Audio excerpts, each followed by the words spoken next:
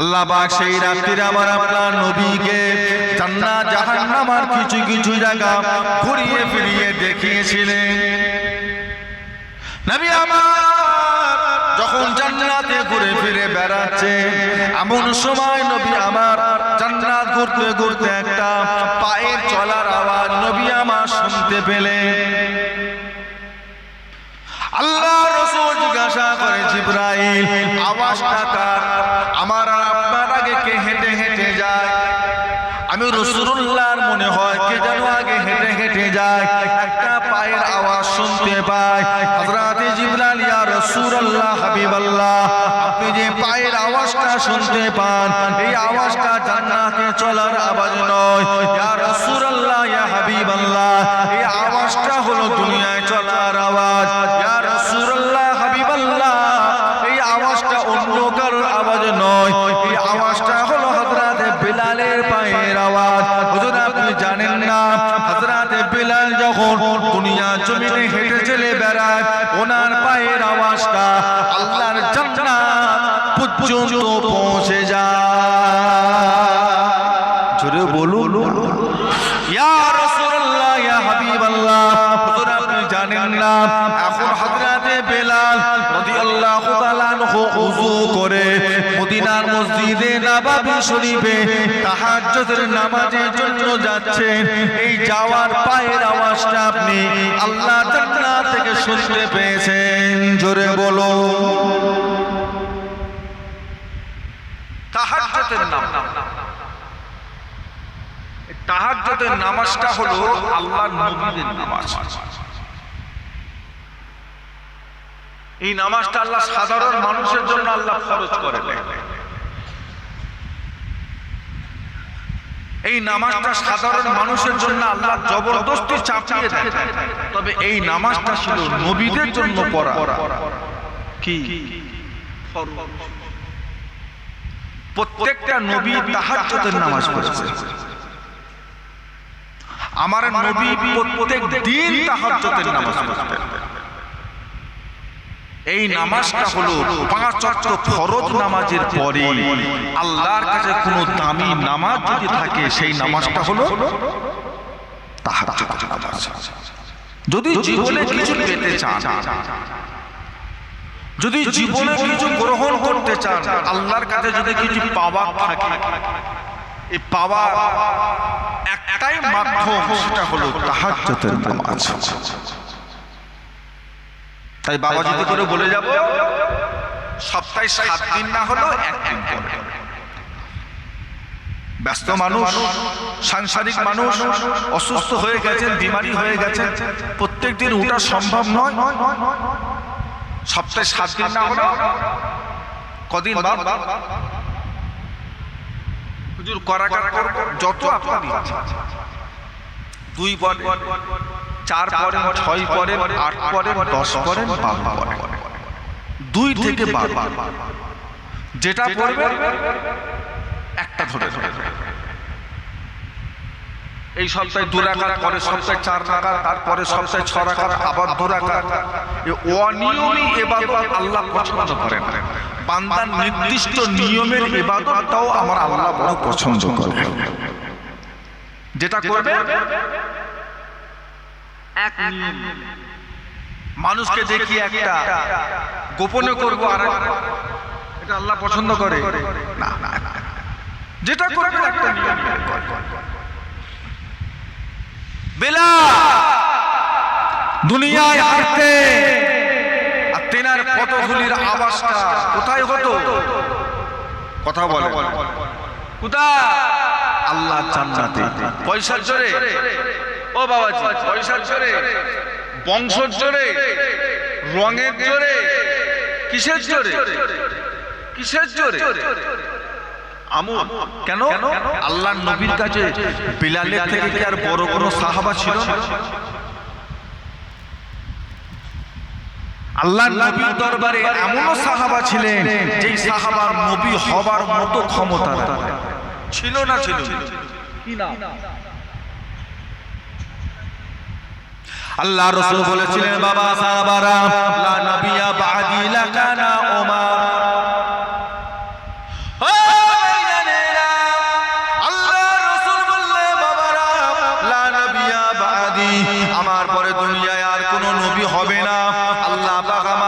শেষ নবী করে পাঠিয়েছে। আমার পরে দুনিয়াত আল্লাহ পাক আর কাউকে নবী করে পাঠাবেন না। তবে বাবা রাসূল রেখে দাও লাকানা ওমর, আল্লাহ যদি আমার পরে দুনিয়ায় কাউকে নবী করে পাঠাতেন, হযরত ওমরকে আল্লাহ দুনিয়ার বুকে নবী করে পাঠাতেন। জোরে বলুন, জোরে বলুন। সাফ লা নবিয়া বা'দ, আমার পরে আর দুনিয়ায় কেউ নবী। তাতে সে শূন্যে ভাসো, মেঘের ওপর ওড়ো, কি গো, আর পানির ওপর নামাজ পিটিয়ে দিয়ে নামাজ পড়ো, আর তুমি যা খুশি তাই করো। তোমাকে ওলি বলবো, পীর বলবো, জাদুকর বলবো, সব বলবো, কি বলবো না? তুমি যত ম্যাজিক দেখাও, যত কেরামতি দেখাও, যত কিছুই দেখাও, নবী বলবো। আহলে সুন্নাত ওয়াল জামাতের বিশ্বাস, নবুয়তের দরজা আল্লাহ কি করেছে? তুমি যত ম্যাজিক দেখাও, নবী বলবো। ঈমান রাখতে পারবেন তো? ও বাবাজি, দাজ্জাল যখন এসে যখন এক একটা কেরামতি দেখাবে, বাপকে কবর থেকে তুলে দেখাবে, বলবে এই পানি হবে, হ্যাঁ পারবেন তো? ওর কাছে নিজের ঈমানটা টিকিয়ে রাখতে,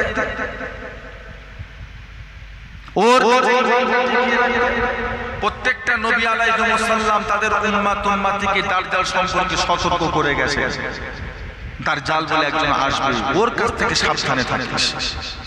কোন নবী জামানায় আসেনি, এটা আমাদের নবী জামানাতেও আসেনি। তবে আখিরি জামানার নবীর উম্মতদের কাছে দাজ্জাল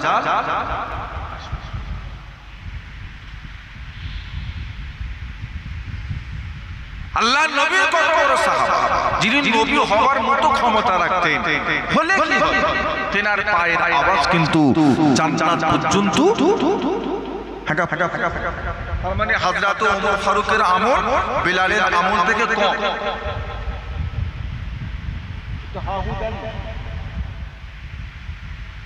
আল্লাহ নবীর এমন সাহাবা ছিলেন, আল্লাহ নবী জেনা শানে বলেছিলেন, বাবা সাহাবারা,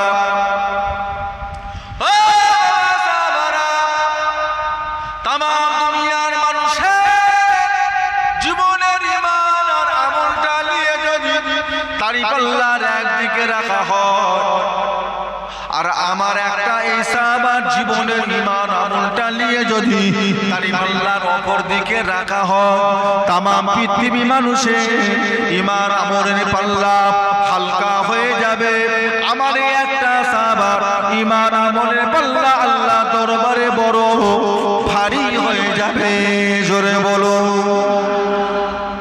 কি না? জানাও কত বড় মাপের সাহাবা।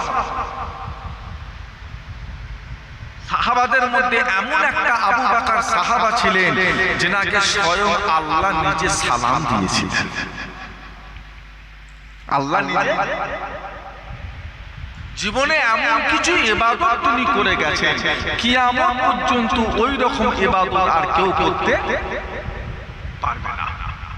এমন কিছু করে গেছেন।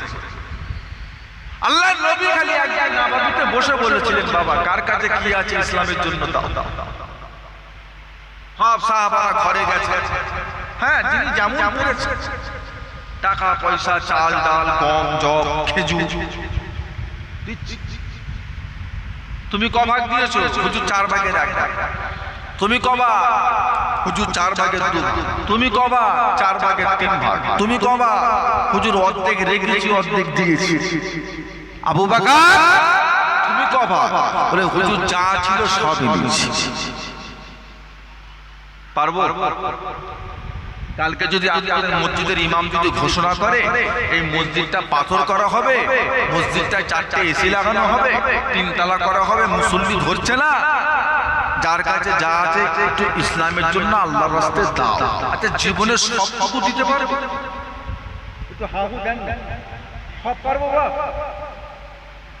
10 লাখ টাকার মালিক হলে টেনে টুনে 500, 1000, 2000, 5000 এর বেশি সম্ভব না। বিবি আছে, ছেলে পুলে আছে, সংসার আছে, দেবো কি? আর আবু বকর জীবনের সব যা ছিল আল্লাহ খুশি হয়ে গেছে, আল্লাহ নিজে সালাম দিয়েছে। জোরে বলবেন না? হলে কি হবে? এত বড় মাপের সাহাবা দেখলে কি হবে? তেনার পায়ের আওয়াজ কিন্তু জান্নাত পর্যন্ত কার গেছে? কালো কালো, টাকা নেই, পয়সা নেই, সাহাবে সুফায় থাকে, নিজের থাকার মতো আমার বলে এক কামরা ঘর এটা আমার নেই, থাকতা কোথা? সাহাবে সুফা নবাবী শরীফের পাশে রাসূলে পাক একটা জায়গা করেছিলেন, যারা মাহারা বাপারা সাহাবা তাদের থাকার জন্য একটা ঘর করেছিলেন।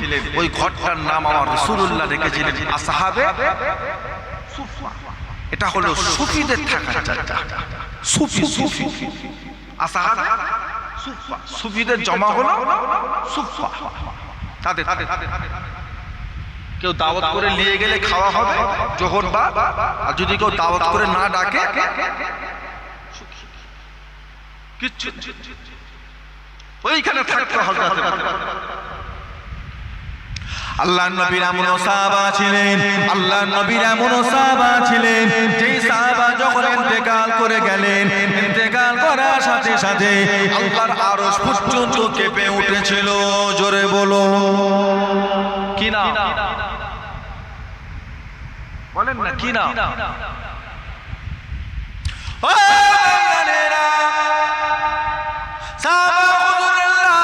গোসল দেওয়া হলো, জানাজার নামাজ পড়ানো হলো, আল্লাহ নবী স্বয়ং নিজে ইমাম হয়ে গেলেন। নবী আমার জানাজার নামাজ ইমামতি করলেন। সাহাবা খাটিয়াগুলোকে ঘাড়ে করে নিয়ে কবরস্থানের দিকে নিয়ে যাচ্ছেন, জান্নাতুল বাকিতে নিয়ে যাচ্ছেন। এমন সময় সাহাবা হুজুররা বললেন, ইয়া রাসূলুল্লাহ, হাবিবাল্লাহ, আজকে আমরা আমাদের ভাইয়ের লাশটা কাঁধে করে নিয়ে যাই, আমাদের কাঁধে কোনো চাপ আসে না, আমাদের কাঁধে কোনো ভর আসে না। কি ব্যাপার? আমাদের মনে হয় লাশটা যেন ভেসে ভেসে চলে যাচ্ছে। আল্লাহর নবী মুচকি হেসে বললেন, বাবা সাহাবারা, জানো না বাবা, তোমরা জানো না, আজকে তোমরা এমন একজনের জানাজার নামাজে শামিল হয়ে গিয়েছো বাবা, যারা জানাজার নামাজে শুধু তোমরা এসেছো তা নয়, আল্লাহ পাকের তরফ হইতে 70,000 রহমতের ফেরেশতা তিনারাও আজকে জানাজার নামাজে শামিল হয়ে গিয়েছে।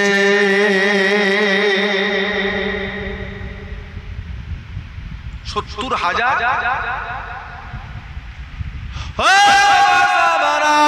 তোমরা দোয়া চাও, তোমাদের ভাইয়ের জন্য দোয়া করো, আল্লাহ পাক যেন তোমাদের ভাইয়ের কবরে সবার জবাবটা যেন সহজ করে দেয়। তোমরা তোমাদের ভাইয়ের জন্য দোয়া করো, আল্লাহ যেন তোমার ভাইয়ের কবরটাকে নূর আলা নূর বানিয়ে দেন। তোমরা তোমাদের ভাইয়ের জন্য দোয়া করো, আল্লাহ পাক তোমার ভাইয়ের কবর থেকে জান্নাতুল ফেরদাউস পর্যন্ত যেন একটা দরওয়াজা খুলে দেয়। জোরে বলো দোয়া। আপনারা জানাজার পরে দোয়া করেন, সবরসানি হয়, ইসালে সালাত।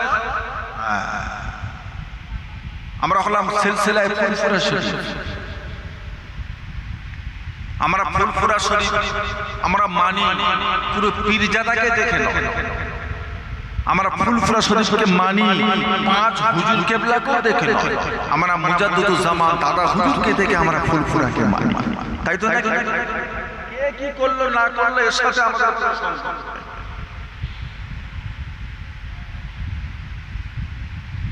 20টা আওলাদ, 30টা আওলাদ, দুটো বেকা হতে হবে। তা বলে আমি দাদা হুজুর ছেড়ে দেব? হতে হবে। মুজাদ্দিদুজ জামান ছিলেন আমাদের রাহবার। রাহবার মানে রাস্তা দেখানোওয়ালা। আজকে বাংলার জমিনে দলমত অনেক আছে, তবে একমাত্র সিলসিলায়ে ফুরফুরা শরীফের মানুষরা কিন্তু জানাজার পরে দোয়াটা করে। অন্য দলমতের লোকেরা তারা বলে জানাজাটাই দোয়া, আবার কিসের দোয়া? বলে জানাজাটাই তো দোয়া। জানাজাটা দোয়া না, জানাজাটা নামাজ। জানাজাটা কিসের মধ্যে পড়ে? দোয়ার মধ্যে পড়ে না নামাজের মধ্যে পড়ে? নামাজ, ওটা দোয়া নয়। আপনি ভুল বুঝাচ্ছেন মানুষকে। আপনাদের গ্রামে যখন কেউ মাইয়াত হয়ে যায়, মারা যায়, মসজিদের মুয়াজ্জিন থাকে না? থাকে না? বিশেষ সংবাদ, অমুকের বেটা অমুক, কি অমুকের বাপ অমুক রাত 3:30টার সময় ইন্তেকাল করেছে, ইন্না লিল্লাহি ওয়া ইন্না ইলাইহি রাজিউন। মাইয়াতে জানাজার নামাজ জোহর বাদ হইবে ইনশাআল্লাহ। বলে না বলে? জানাজার নামাজ বলে না জানাজার দোয়া বলে? তাহলে ভুল বলে? তুই কথা বলেন। ওরে বাবারে, জানাজা পড়তে গেলে উজু করতে হয়, দোয়া চাইতে গেলে উজু করতে হয়। জানাজা পড়তে গেলে উজু করতে হয় না? জানাজা পড়ার জন্য উজু করাটা কি বলেন তো? ফরজ। কি ফরজ? তবে যদি উজু না থাকে, জানাজার নামাজ তো আর কাজা হয় না, আর একা একা পড়াও যায় না। তবে শরীয়তের একটা মাসলা আছে, দেরি হয়ে গেছে, তাড়াহুড়ো হয়ে গেছে, এসেছেন দেখছেন জানাজার ময়দান দাঁড়িয়ে গেছে, আপনার উজু নেই, কিন্তু শরীর পাক আছে, উজু নেই, সেই মুহূর্তে আপনি তয়াম্মুম করে তাড়াতাড়ি জানাজার নামাজে শামিল হতে। কেন? ওটা একা একা পড়া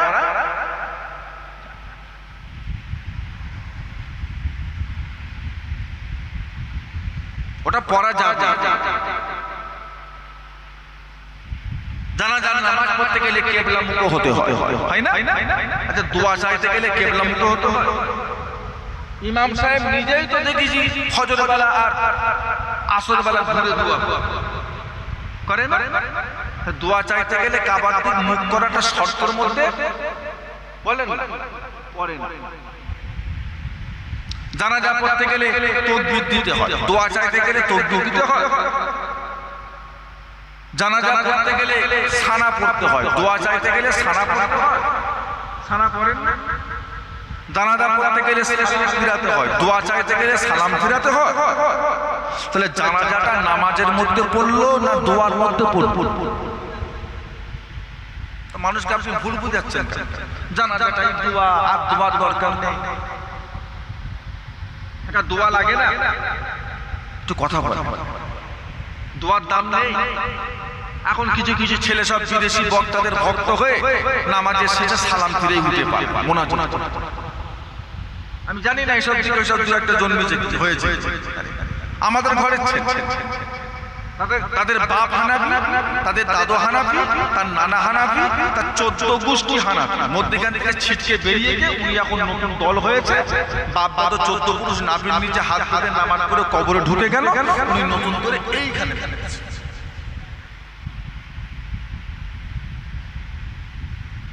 বুঝতে পেরেছেন? ওর অস্তিত্ব জানে না। ও মনে করে আমার গ্রামের কটা লোক মানে আবু হানিফাকে মানে, বাইরে আর কেউ মানে না। বিদেশি বক্তার অশুনছে তো মনে করে যে বাইরে এই কটা লোক মনে হয়। হ্যাঁ তাই কথা বলেন না রে, শুধু আমরা দেগঙ্গারে কটা মানুষ খালি আবু হানিফাকে মানে, আর তো কেউ মানে না। বসিয়াটা হুজুর তো মানে আবু হানিফাকে মানবেন, তুই কথা বলেন না। ডাক্তার শহীদুল্লাহ রহমতুল্লাহ আলাইকে মনে হয় আবু হানিফাকে মানবেন, মানতে? শুধু আপনার মতো আমার মতো দু চারটে গামার মূর্খ আবু হানিফাকে মানে তা নয়। হাজার হাজার লক্ষ লক্ষ হাদিসের হাফেজ ছিলেন, তারাও ইমামে আজম আবু হানিফা রহমতুল্লাহ আলাইহির দলের অনুসরণ করে গেছে। হ্যাঁ, কানা যখন চোখ পায় তখন বোঝা হয়ে যায়। কানা যখন চোখ পায় লাঠি তখন কি হয়? ভারী হয়ে যায়। কি করতে রেখেছি? এতদিন ছিল দুটো চোখে অন্ধ, ওই লাঠি ঠুকে ঠুকে চলছে। ব্যাঙ্গালোরে গিয়ে গ্রামের লোকেদের সহযোগিতা টাকা পয়সা তুলে ব্যাঙ্গালোরে গিয়ে অপারেশন করে চোখ দুটো একটু ভালো হয়েছে, কোন রকমে দেখতে পায়। ঘরে এসে বলছে লাঠিটা কি করতে রেখেছিস? এতদিন ওই ধরে চলছে। এখন নতুন করে চোখের একটু জ্যোতি দিয়ে বলছে লাইটটা হ্যাঁ। জন্মের পর থেকে ইমামে আজম আবু হানিফার ঘরে থেকে মানুষ হয়ে ইমামে আজম আবু হানিফার মাযহাবের লোকেদের বই পড়ে দু চারটে শিখে এখন বড় হয়ে মোবাইল ফোন পেয়ে বলছে আবু হানিফার সব মানার দরকার আছে, কোরআন হাদিস তো যথেষ্ট, ইমাম টিমাম তো ওসব মানার দরকার আছে। কানা কানা চোখ কানা কানা চোখ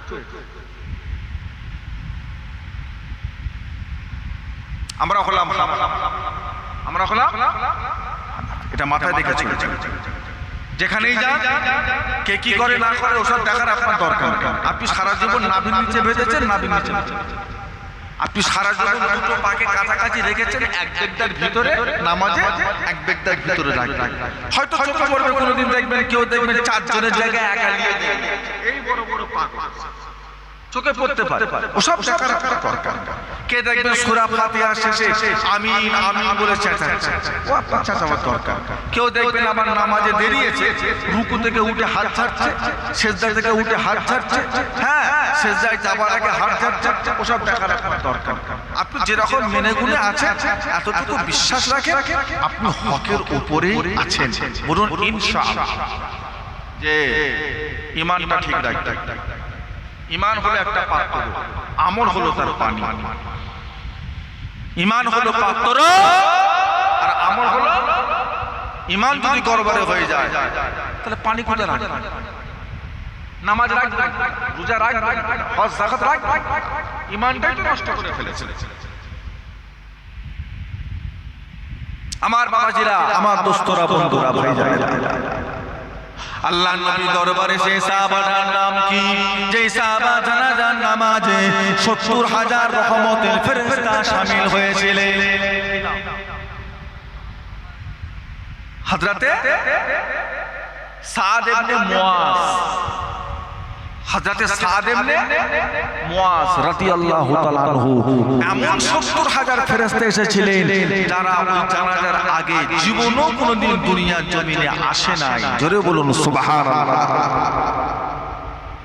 হলে কি হলো, এনারও পায়ের আওয়াজ কিন্তু জান্নাত পর্যন্ত পৌঁছেছে।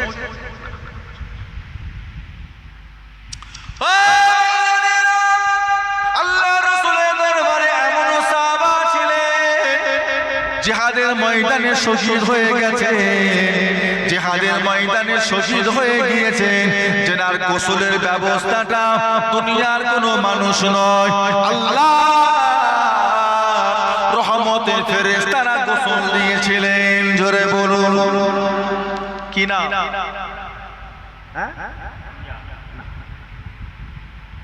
না হয় হযরতে হামজা নন। ও ভাইজানেরা, শহীদদের লাশ গোসল দিতে না, শহীদদের লাশ গোসল দেওয়া হলো নিষেধ। আল্লাহ পাক নিষেধ করেছেন। শহীদদের রক্ত হলো পাক, তাদের রক্ত মাখা অবস্থায় ওই অবস্থায় দাফন করে দিতে হবে। আল্লাহ পাক বলেছে এরা কিয়ামতের ময়দানে রক্ত মাখা অবস্থায় উঠে দাঁড়াবে, এদের শরীরের রক্ত থেকে আল্লাহ মুস্ক আম্বারে খুশবু আল্লাহ বার করে দেবেন। জোরে বলো, শহীদদের রক্ত কি কি পা, শহীদদের রক্ত পা, আমাদের রক্ত কথা বলেন, দাঁতের গোড়া কেটে গেছে, রক্ত বেরোচ্ছে, বলছে চুজে চুজে খা, চুজে খা, হারাম না হারাম? মাগরিব আসরের নামাজের জন্য মসজিদে যাচ্ছে, উজু করে মসজিদের গ্রিলটাকে ধরে আর জুতো খুল থেকে পাটা স্লিপ খেয়ে গেছে, স্লিপ খেয়ে লেগে লোহা লেগে রক্ত বেরিয়ে গড়িয়ে গেছে। উজুটা আসে না গেছে, সব জানার আপনাদের দরকার নেই। উজুটা আছে না রক্তটা কোন রকমের নিচে নিয়ে নামাজ পড়লে হবে নাকি আবার নতুন করে উজু করা লাগবে? কোনটা? এই উজুতে নামাজ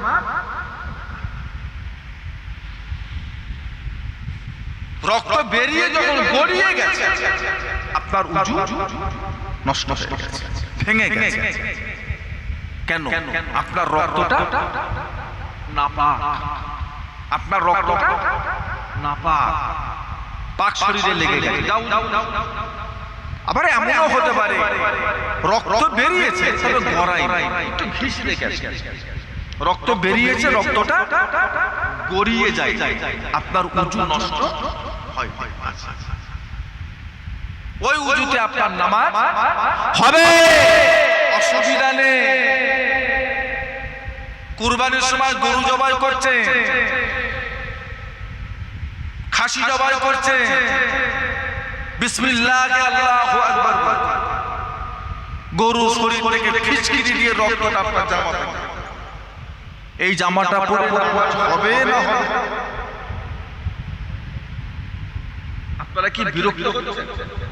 এই জামাটা পরে নামাজ, জোহরের নামাজ হবে না হবে? হবে না? কোনটা? এখানেই তো দুটো দল হয়ে গেছে। মনে নামাজ হয়, হ্যাঁ নামাজ হয়। রক্তটা যদি হালাল হতো, পাক হতো, তাহলে ফেলছে কেন? পিয়ালা করে তুলে তুলে যে খাও, বাটিতে তুলে তুলে রান্না করে খাও, ওটা পাক না না পাক সেটা বলতে হবে। গরুর শরীর থেকে খিচখিচিতে রক্ত বেরোচ্ছে, ওটা পাক না না না পাক? জামাই লাগলে নামাজ হয় কোনোদিন?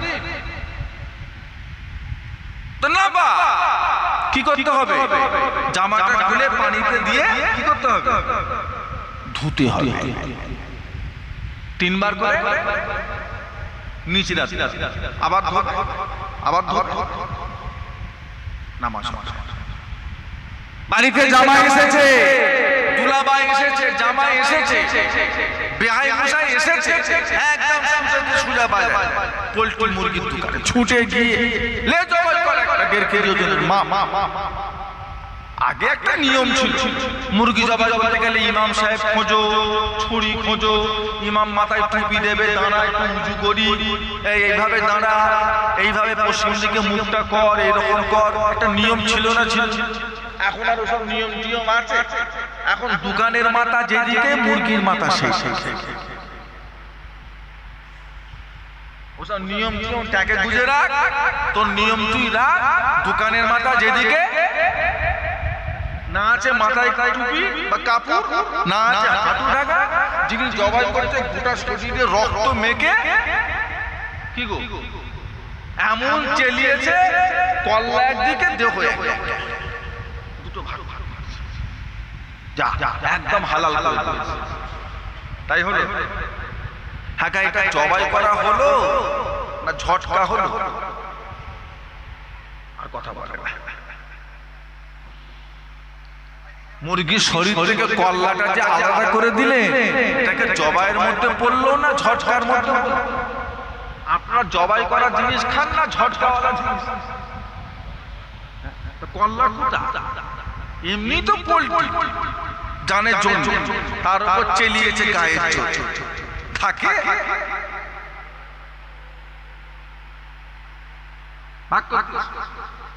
ঘরে এসে বলছে মা, মা বলছে হ্যাঁ মাথা কই, মুরগির মাথা কই? দেখছে মাথাটাকে নিয়ে পায়ের ভাঁজে মাথাটা ঢুকিয়ে দিয়েছে। হারিয়ে যাও ছোট মোটো জিনিস, পায়ের ভাঁজে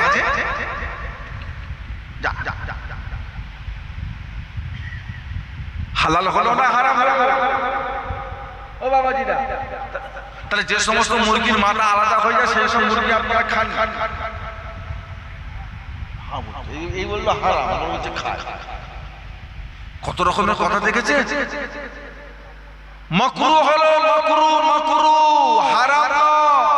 বিসমিল্লাহ বলেছে, ওর গলা কাটার ইচ্ছা ছিল না, তবে কেটে ফেলেছে, ওটা মাকরুহ হলো। মাকরুহ মানে হলো আল্লাহর কাছে ওটা অপছন্দনীয়, খাওয়া যাবে তবে না খাওয়াটাই ভালো। সব কথা মানবে? মুরগির রান যদি পাশে পড়ে আর মানে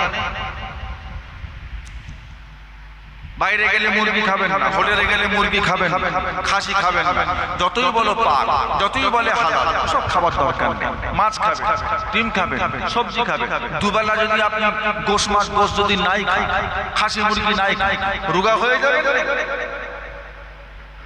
না। হুজুর বন্ধু নিয়ে গেছে খাসি ছাড়া অন্য কিছু খেলে হবে না, যজ্ঞ করতে হবে, এখানে নিরামিষ খেলে হয়। ও নিয়ে থাকলে কত মুরগির কল্লা ভাগ করে ফেলেছে তাড়াহুড়ো করে কাটতে গিয়ে। একটা মানুষ যদি একদিনে 1 ঘন্টায় 30টা মুরগি জবাই করে, 50টা করে, ওর সব মাথা কাটছে। বিসমিল্লাহ বলার সময় আছে? কোন মুরগির গলা গলা হয়েছে আর 3টে ওষুধ দেখার সময় ওই সব না ফেলে দেবে।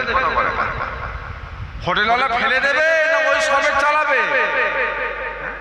মরে গেলে চালিয়ে দিচ্ছে, মরে গেলে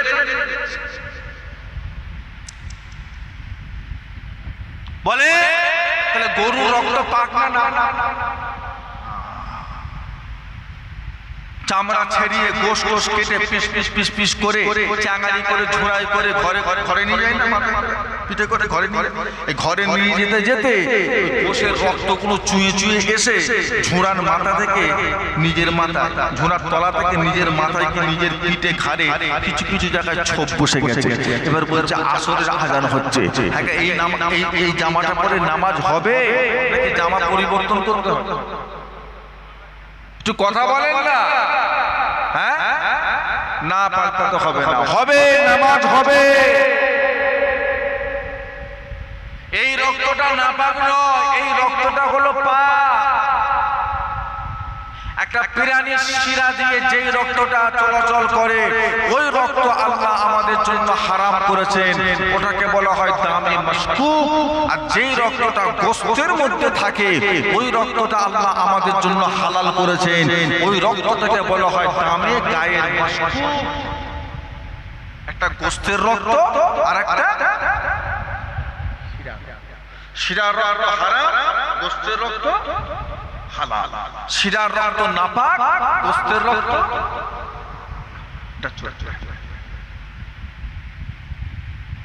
আর শহীদানদের গোটা শরীরের রক্ত আল্লাহ কি আল্লাহ নবী বললেন, যাও বাবা, আমার যে সমস্ত সাহাবারা শহীদ হয়ে গিয়েছে তাদের লাশগুলোকে এক জায়গায় জড়ো করো, জানাজা পড়িয়ে দাফন করা হবে। বাবা, সাহাবা হুজুরা লাশগুলোকে জড়ো করতে লাগলেন। আল্লাহ নবীর একটা সাহাবা লাশ দেখতে পেলেন না। আল্লাহ নবীকে এসে বলা হলো, ইয়া রাসূলুল্লাহ, ইয়া হাবিবাল্লাহ, আপনার একটা সাহাবার লাশ পাওয়া যাচ্ছে না। আল্লাহ নবী বড় চিন্তিত হয়ে গেলেন, আমার সাহাবার লাশ গেল কোথায়? বাবা, সাহাবা হুজুরা সব জিহাদের ময়দান ঘুরে ফিরে বেড়ান, তন্ন তন্ন করে খোঁজে। এমন সময় জিবরাইল ফেরেশতা হাজির হয়ে গেলেন। ইয়া রাসূলুল্লাহ, ইয়া হাবিবাল্লাহ, হুজুর আপনি মন খারাপ করবেন না, চিন্তিত হবেন না, একবার আপনি আসমানের দিকে তাকিয়ে দেখেন।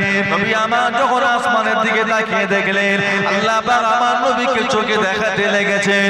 ওই সাহাবা হুজুরের লাশটা আল্লাহর রহমতের ফেরেশতারা আসমানে নিয়ে চলে গিয়ে জান্নাতের পানি দিয়ে গোসল করিয়ে দিচ্ছে। জোরে বলুন, গোসল হয়ে গেল। আল্লাহর রহমতের ফেরেশতারা সাহাবা হুজুরের লাশটা দুনিয়া জমিনে রেখে দিয়ে যখন চলে গেল, সাহাবারা সব ছুটে ছুটে গিয়ে দেখে কিনা তখনও পর্যন্ত সাহাবা হুজুরের মাথার চুল মুবারক থেকে জান্নাতের পানিগুলো টপকে টপকে পড়ছে। তখনও পর্যন্ত সাহাবা হুজুরের শরীর থেকে জান্নাতের পানির খুশবু বার হতে লেগেছে। জোরে বলো কিনা?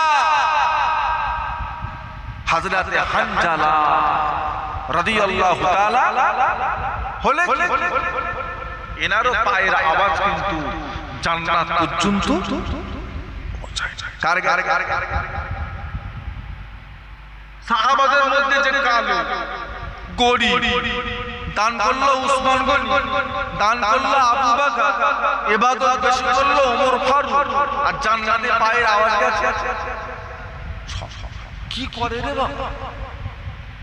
আল্লাহ নবীর মধ্যে প্রশ্ন জাগলো, আমার বেলাল আবার নতুন করে কি ইবাদত করছে, যে ইবাদত আমার অন্য কোন সাহাবা করে না, বেলাল কি ইবাদত করে? আল্লাহ নবী যখন মদিনার মসজিদে এসে জিজ্ঞাসা করলেন, বাবা বেলাল তুমি কি ইবাদত করো বলো?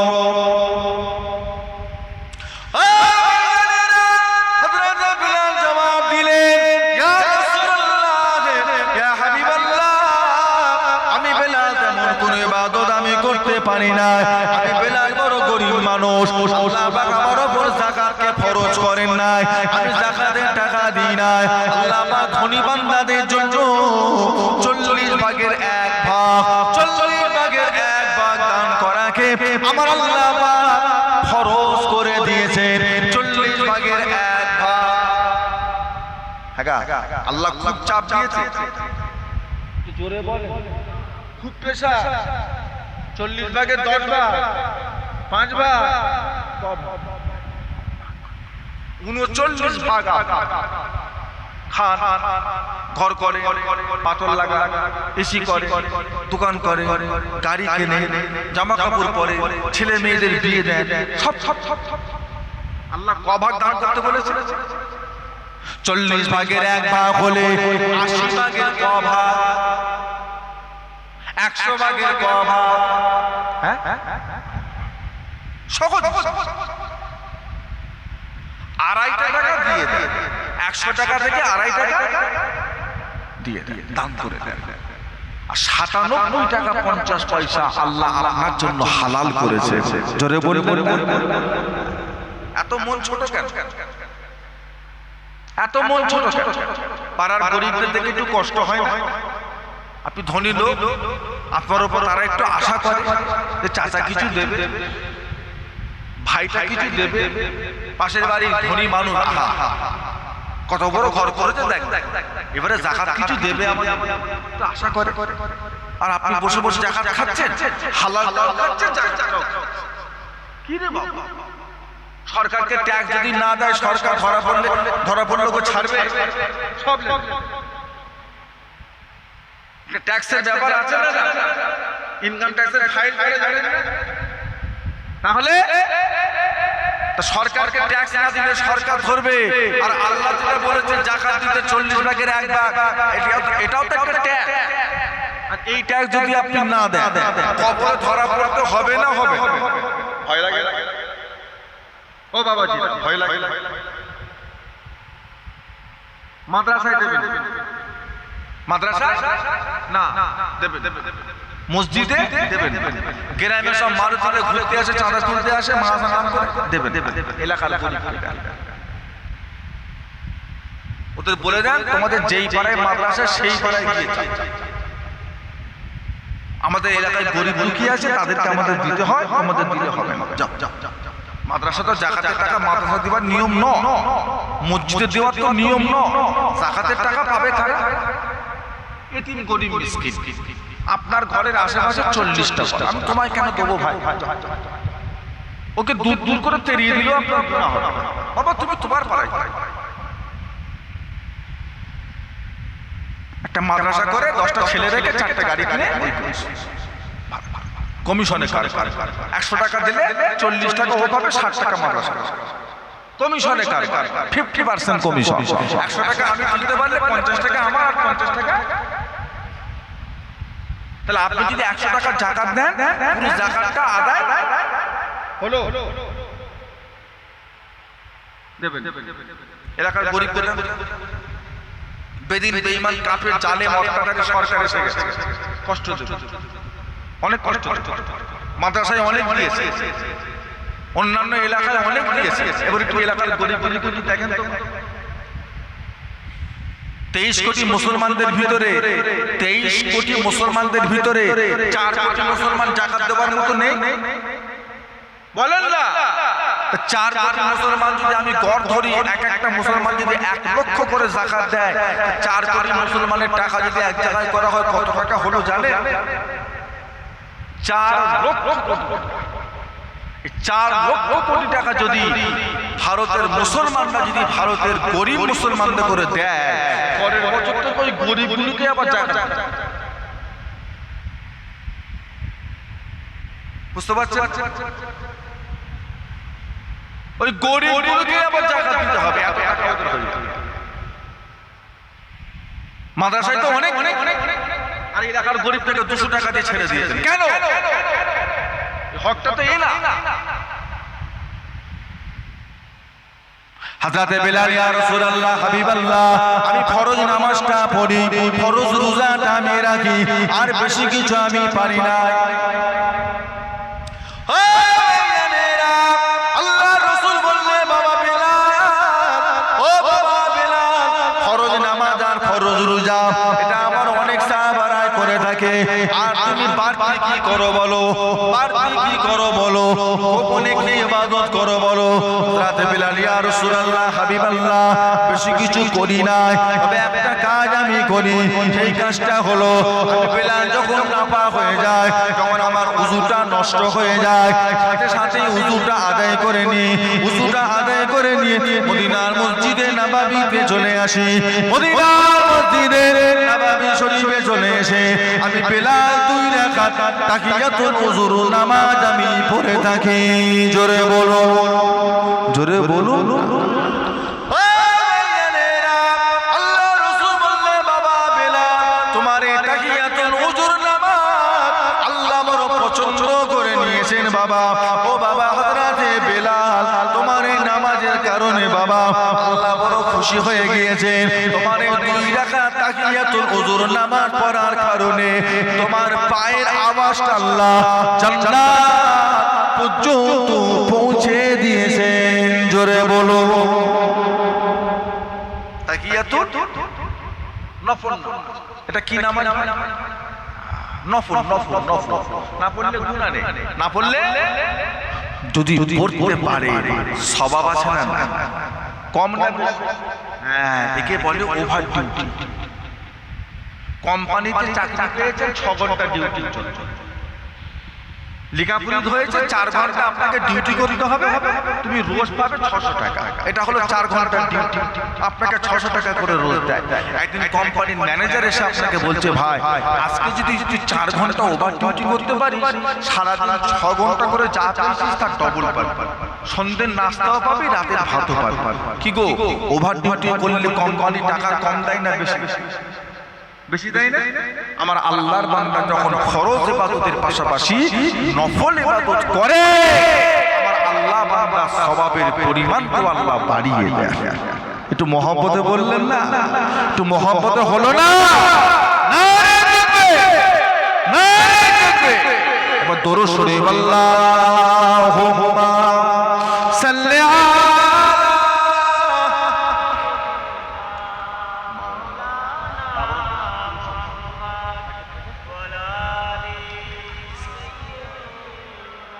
মাওলানা মোহাম্মদ, আল্লাহুম্মা সাল্লি আলা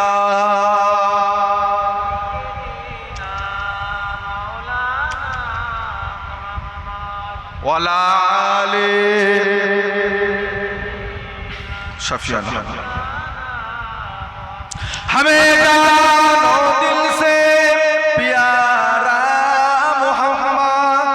मोहम्मद की हमो है हमारा मोहम्मद, जो आंखों में आए तो कबो तक रहेगा पर्दा हमारा तुम्हारा मोहम्मद।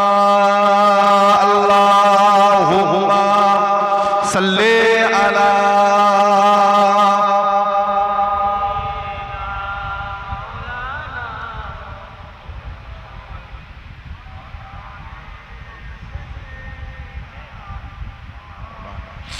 আমাদের দানিমান্দা নেককার আল্লাহওয়ালা বাবেরা, আমার ভাইজানেরা, আমার দোস্তরা, বন্ধুরা, পর্দানিশীন আমার মা ও বোনেরা, আল্লাহ পাক আমাদের নফল ইবাদত করার তৌফিক দান করেন, আল্লাহকে খুশি করার তৌফিক দান করেন। বলুন আল্লাহুম্মা আমিন, বলুন আল্লাহুম্মা আমিন। আজকে আমাদের গ্রামের এই বাৎসরিক মিলাদুন নবীর মাহফিল প্রতি বছরই মাশাআল্লাহ আরবি মাসের প্রথম চাঁদের মুহররম মাসে